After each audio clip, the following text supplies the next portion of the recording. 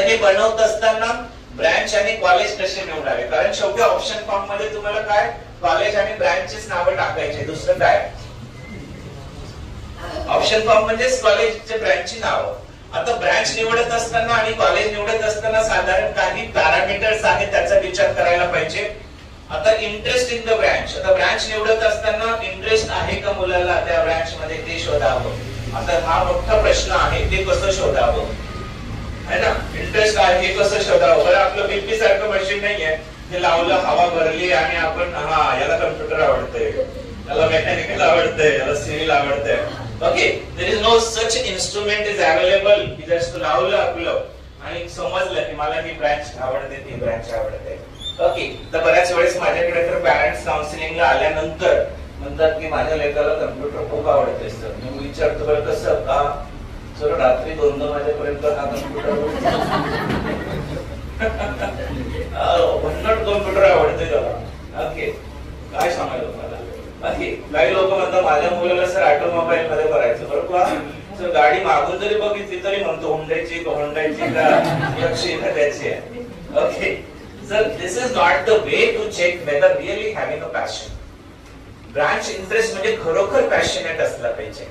म्हणजे कम्प्युटर मध्ये इंटरेस्ट असेल तर ते ऍप बनतं कसं, सॉफ्टवेअर काय, हार्डवेअर काय, ते डेटा कुठे जातो, कसा येतो, कसं बनतंय, कसं ऑपरेट होतं, या क्युरिओसिटी आणि त्या पद्धतीने त्याची हे असेल तर आपण म्हणू की खरोखर इंटरेस्ट आहे.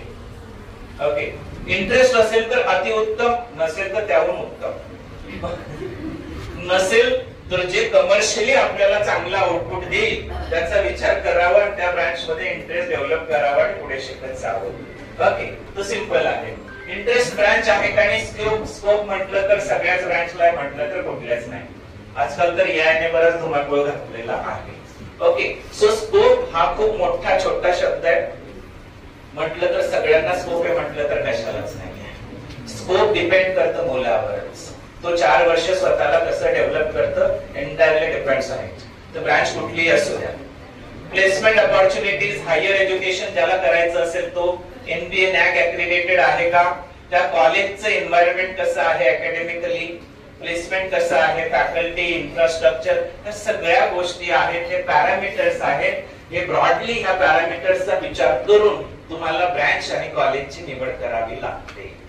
ओके, आणि त्यात सर्वात महत्वाचं सीओईपी तर सगळ्यांनाच हवंय हो, पण मिळेल का. मग आपल्या मार्गांच्या हिशोबाने मग आपल्याला 1 नंबरचं कुठे आहे. Okay, somewhere you need to accept की माझे मार्क किती. जेवढ्या लवकर सत्य ऍक्सेप्ट कराल तेवढं सोल्युशन चांगले येईल. आजकाल आपल्याकडे तेच आहे, म्हणजे प्रॉब्लेम आयडेंटिफिकेशन महत्वाचं आहे. जर आपल्याला सत्य किंवा प्रॉब्लेम आयडेंटिफाय झालं तर सोल्युशन अनंत आहे, पण प्रॉब्लेमच लवकर डिफाईन होत नाही. की मला ऍक्सेप्ट करायलाच पाहिजे की 93% आहे, की 93% वरच आपण फोकस करावा.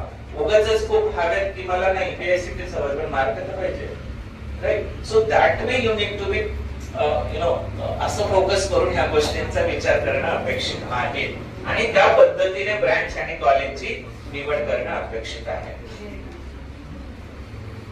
आता फी